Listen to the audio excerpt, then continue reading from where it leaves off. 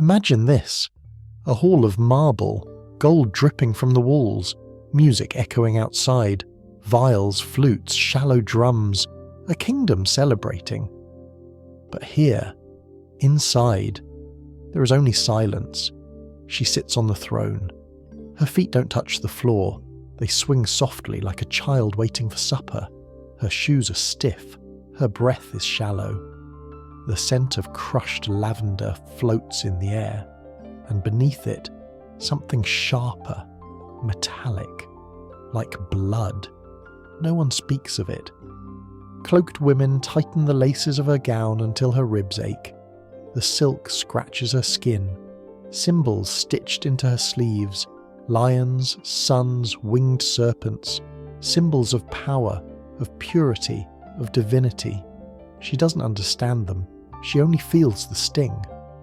A woman kisses her forehead and calls it a blessing. She doesn't flinch. She has learned not to flinch. Lesson number 1. The doors open.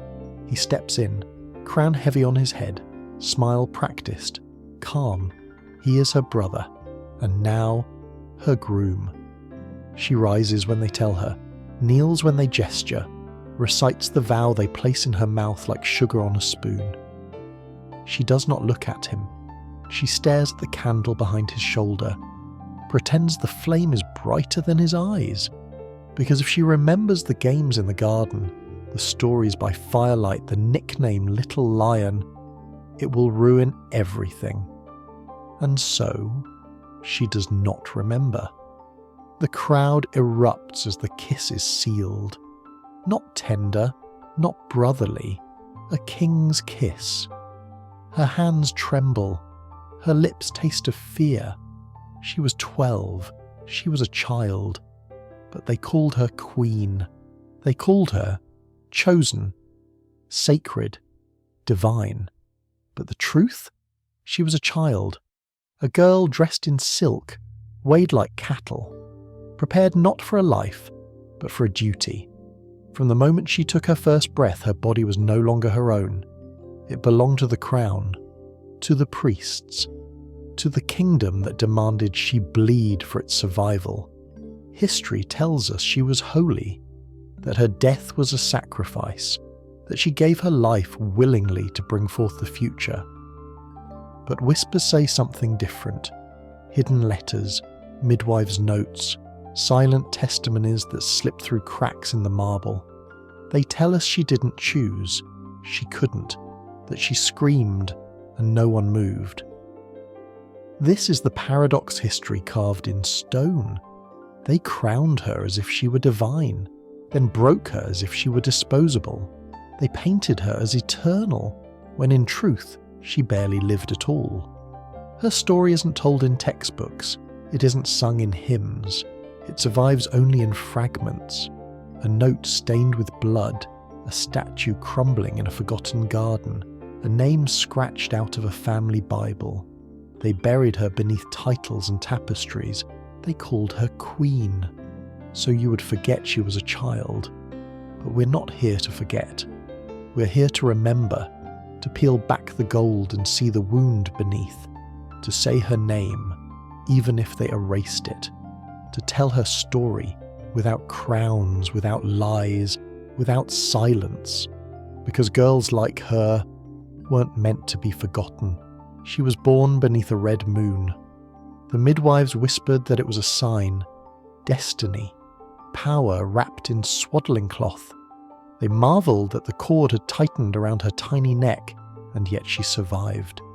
They said she was chosen, favoured, a miracle. But her mother bled for 3 days. No one spoke of that. From her very first cry, the court seized her story. She was no longer just a child. She was a symbol, proof that the royal bloodline, thinning, fragile, desperate, could still be reborn. By the time she opened her eyes, she'd already become a vessel for their future. And so, her childhood ended before it began. She was 3 when they taught her to walk with her hands folded, never swinging at her sides. 4 when they took away her toy horse, because queens do not ride. 5 when her first tutor placed a scroll in her hands. Not a story, but a treaty. Words she couldn't yet read but was forced to hold, as if the weight of ink could prepare her for the weight of a crown. Every doll she owned wore a crown. Every lullaby hummed to her carried words of destiny, not love. Every mirror she looked into reflected not a little girl, but a relic. The palace watched her constantly, measured her meals, counted her breaths, studied the curve of her spine as if her bones were scaffolding for the kingdom. She asked why, once. They told her her body must be perfect because her children would carry the throne in their teeth. She didn't understand, but she stopped asking. At night, when the torches dimmed and shadows stretched across her chamber, she would whisper questions to the carved angels above her bed. Will I ever get to choose? Will anyone ask what I want? The angels did not answer. They never do. Instead, the priests did. The tutors did. Her father did. Her uncle did. And their answer was always the same. She was not a girl. She was a promise, a sacred thing. And sacred things are not held gently. Sacred things are broken open. Her days were lessons in silence, in obedience, in being still when every part of her longed to run. She watched her cousin, just 2 years older, sent away to a convent for smiling at a stable boy. After that, she never smiled again. They called her Destiny. They called her Holy. But in truth, she was only a child who deserved stories instead of treaties, a child who deserved toys instead of crowns, a child who should have been running barefoot in the garden instead of practicing how to bow low enough to hide her own face. She was born beneath a red moon, and from that moment forward they told her what she was, never asking who she might have been. They watched her grow, not as a daughter, not as a sister, but as an investment. Her body was not her own. It was a ledger, a chart, a prophecy measured in inches and pounds. Every meal was weighed before it touched her lips. Every sip of water counted. Her tutors recorded how many steps she took in a day. Her spine was measured against carved rods of ivory. Her ribs pressed, checked, whispered over, not for her health, for the bloodline. They said she was the vessel of the kingdom's survival, and vessels must not crack, vessels must not question, vessels must not feel. The day her first blood came, the palace erupted in celebration. Bells rang, priests flooded her chamber before the physician could even enter. They declared it a blessing, a miracle, a divine signal that she was ready. Ready for what? She didn't ask, she already knew.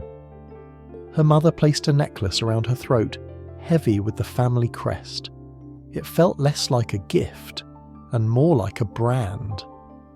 From that day forward, the pressure grew. Tutors reminded her daily. She was not a girl, she was a promise. Priests laid hands on her head, chanting blessings that felt more like chains. Her uncle's voice echoed in the halls, "She will not marry a king. She will make one." Every word carved deeper into her. Every lesson stripped away another fragment of her childhood. She learned obedience by watching others lose theirs. Her cousin, 2 years older, dared to smile at a stable boy. That smile sent her to a convent, locked away, erased. After that, the little queen never smiled again. Silence became her shield. She answered questions with nods. She learned to keep her lips pressed tight, even when her lungs begged for air. She trained her body to stillness, her eyes to downward glances, her voice to vanish before it formed. The court applauded her discipline. They called it grace. They called it purity. But what they praised was emptiness. Every doll she owned wore a crown. Every gown she was dressed in bore the weight of her ancestors. Every mirror told her the same story. You're not a girl. You're a relic, a vessel, a womb waiting to be used. and as she looked into those mirrors, day after day, year after year, she began to believe it. The dread grew quietly, like a shadow at the edge of the room. She could feel it in the whispers behind doors, in the way her brother's name was spoken beside hers, in the way the priests smiled when they saw her belly grow softer, her hips begin to widen. The palace was preparing her, not for life, not for freedom, but for sacrifice. And she, still barely more than a child, understood only this. Her body was no longer her own. It never had been. The day of the wedding dawned with bells. They rang across the city, echoing against stone walls, spilling into every alley and courtyard. To the people, it was a day of celebration, a day of destiny fulfilled. But to her, it was the day her childhood ended. She sat on the throne, ankles swinging above the marble, shoes too stiff for her small feet. Cloaked women laced her gown tighter, pulling silk and gold until her ribs ached. Embroidery of lions, suns, and serpents cut into her arms, symbols of purity, of power, of eternity. She did not understand them. She only felt the sting of the threads against her skin. Outside, the procession moved slowly, drums, flutes, chanting priests. Inside, the air smelled of incense and lavender, and beneath it all, something metallic, something sharp. The door opened, and he stepped in. Her brother, 4 years older, still a boy in most eyes, but today crowned His Majesty. The crown sat heavy on his head, his smile calm, rehearsed. He walked toward her as though this was normal, as though they were not siblings, as though she had a choice, but she didn't. She rose when they told her, knelt when they gestured, recited the vow they had placed in her mouth like sugar on a spoon. Words she did not write, words she did not choose. He took her hand, warm, familiar, too familiar. She didn't look at him. She fixed her eyes on the candle behind his shoulder and pretended its flame was brighter than his face. Because if she remembered, the games in the garden, the stories by firelight, the way he called her little lion, it would ruin everything. So she erased the memory. She erased him. She erased herself. The crowd erupted when the kiss was sealed. Not tender, not a brother's kiss, a king's kiss, public, slow, heavy with meaning. They cheered as though it were love. She tasted wine on his lips and fear on her own. Somewhere behind her, her veil slipped. A servant caught it before it touched the ground. That moment would be painted, woven into tapestry, remembered for centuries. The young queen in gold and white, veil floating like a ghost behind her. No one would paint the truth, that her hands were trembling, that her knees were weak, that when he led her from the altar her fingers were ice. They would say she was divine. They would call her radiant. They would write poems about destiny, about bloodlines, about sacred vows. But she was only a girl who wasn't allowed to say no, a girl who hadn't yet learned what wife meant, a girl who still remembered climbing trees, laughing in gardens, whispering to angels carved in wood. And now she was none of those things. That night there were no games, no laughter, no stories, just a bed, just her body, just silence. Her days became a rhythm, silk in the morning, silence at night. The palace spun a story of devotion. Courtiers whispered about unity. Priests blessed her womb as though it were a holy relic. The poets sang of moonlit passion between crowned siblings, verses draped in honey, verses that tasted like poison. But inside her chamber, the truth was quieter and darker.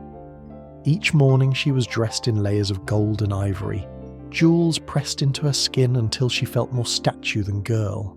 At court she sat with perfect posture, smiled when instructed, nodded at the right words. The courtiers praised her grace. The queen they said, was radiant. But when the doors closed, when the music faded, she was only a child lying on silk sheets that smelled of lavender and sweat. A child taught not to flinch, not to tremble, not to cry loud enough for anyone to hear. And the palace called it love. They toasted to her marriage, they called it strength. They spoke of her as if she were an icon carved in stone, not a girl whose hands shook beneath the table. Then came the sickness, the nausea in the mornings, the trembling in her limbs, the missed bleedings. The court cheered, the priest declared a miracle, the kingdom would have an heir. No one said her age, no one said 12. They adjusted her robes to show the swell of her belly. Pain was painted as grace, exhaustion as devotion. The painter began his work, the queen as vessel, her face serene, her body draped in divinity. But the canvas would never show the truth, the retching behind curtains, the way her legs buckled, the way she whispered to herself in the dark, tracing the edge of her own palm just to remind herself where her skin ended. And even that began to blur. Her reflection faded. She stopped asking for books. She stopped writing in the little journal she kept beneath her bed. Once a maid found it, smiled at the words, and told the bishop she dreamed of escape. The journal vanished. So did the maid. From then on, she wrote nothing. She spoke less. She became smaller each day, even as her body grew heavy with child. At court, they praised her devotion. In painting, she was a holy mother. In scripture, she was a miracle. But in truth, she was disappearing. Not all at once, just in fragments. A word here, a memory there. Piece by piece, she was erased. Everywhere she went, eyes followed. Her body was no longer hers, it was the kingdom's. A living prophecy, watched, guarded, measured. Midwives hovered at her side. Physicians bowed low, their hands always cold. Every robe she wore was altered to show the curve of her stomach, as if her swelling belly was a crown more important than the one on her head. They never said the word pregnant. Too vulgar, they claimed. Instead, they spoke in scripture, in metaphors, in riddles. The succession is secure.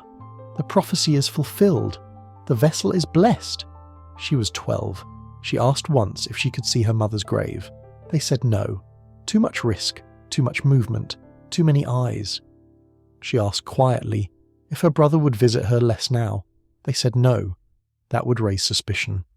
The walls of her chamber became a prison. Every window sealed, every door guarded, every step she took recorded. Alone at night, she began hiding scraps of bread beneath her pillow, in case the baby came hungry, in case she didn't survive. The child moved once inside her, just once. A flutter, faint as a bird's wing against her ribs. It did not bring joy, it brought terror, because in that moment she knew it was real. A life inside her, a life that belonged to her brother, a life she had no power to refuse. The toll grew heavier each day, vomiting until her throat burned, weakness so deep her legs buckled beneath her, skin that itched from the inside out, dreams that woke her gasping, dreams of blood, of silence, of shadows pressing down on her chest. And still the court celebrated. They adjusted her gown tighter. They painted her image in oils, the queen as vessel, her face serene, her belly proud, a holy figure draped in gold, immortalized as divine. But the painter's brush did not capture the truth, not the tremor in her hands, not the way her lips cracked from thirst, not the bruises hidden beneath her sleeves, not the emptiness in her eyes when she stared too long at her reflection, and no longer recognized the girl staring back. Her womb became the kingdom's future, but she was vanishing, piece by piece, hour by hour, breath by breath, and no one in the palace saw it, or perhaps no one wanted to. They had their miracle, their heir in the making, their prophecy clothed in velvet, and she, just 12 years old, and was already fading into silence. It began with a whisper of pain, not sharp, not sudden, slow, heavy, curling behind her spine, spreading through her thighs like something alive. She tried to stand, but the floor tilted beneath her. Her knees gave way. A midwife caught her before she fell. "It's too soon," they whispered. But the baby did not care. The chamber was sealed, curtains drawn, windows closed. Smoke from burning herbs thickened the air until every breath scraped her throat. They lowered her onto the bed, hands pressed against her body, not tender, not gentle, only functional.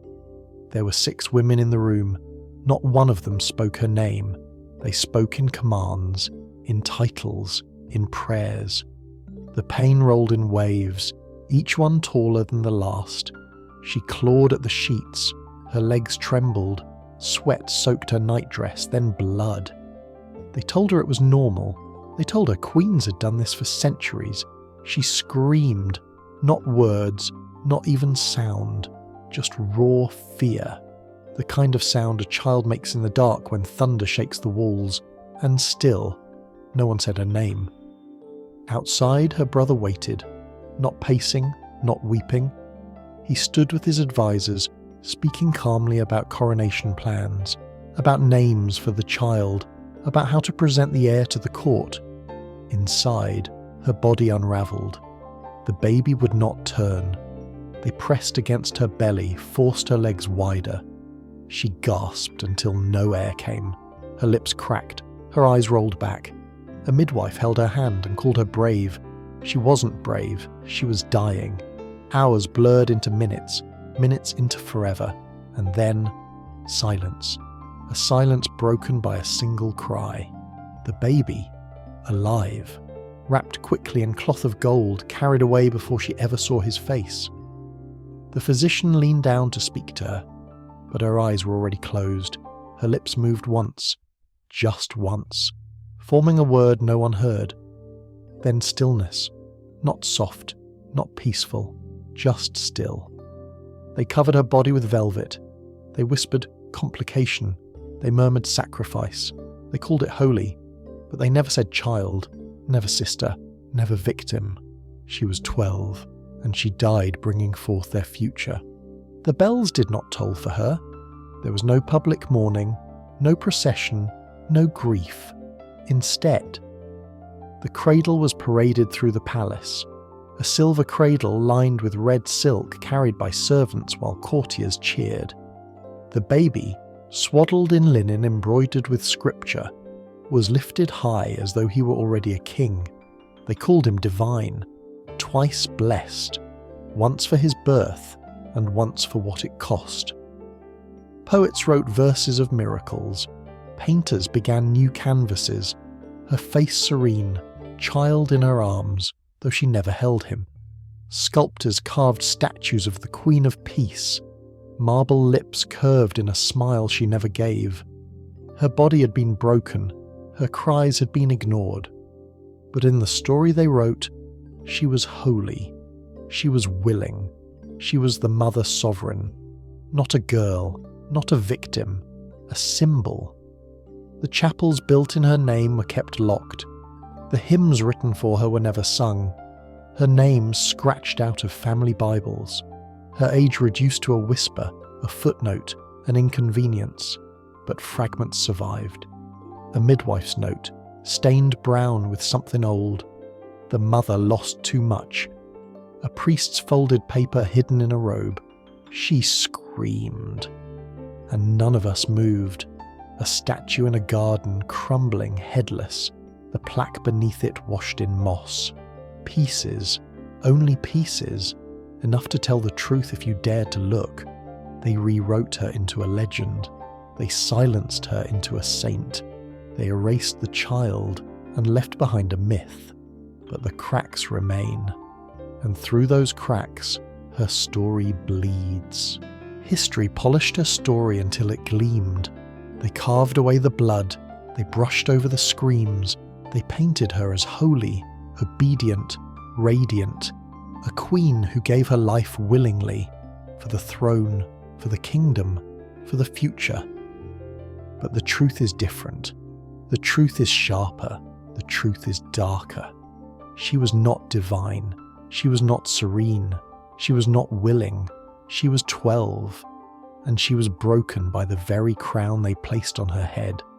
Her story is not unique. Across centuries, other girls wore crowns too heavy for their small heads. Child queens married off to secure alliances. Brides erased into silence. Women rewritten into saints and symbols so their suffering could be forgotten. History remembers kings who conquered, generals who burned cities, prophets who claimed voices of gods. But the girls, the child brides, the sisters, the daughters, the queens who died in silence, their names vanish, their voices smothered, their lives rewritten into legends they never chose. This is the cost of power, the cost hidden behind golden tapestries and polished statues, the cost buried in footnotes and sealed chapels. She deserved more. She deserved a childhood. She deserved a life. She deserved laughter in gardens, stories at firelight, the freedom to run, to question, to dream. Instead, they gave her a crown and a grave. So when you speak of queens, do not speak of her with reverence. Do not repeat the lies written in stone. Speak of her with truth. Speak of her with sorrow. Speak of her with rage.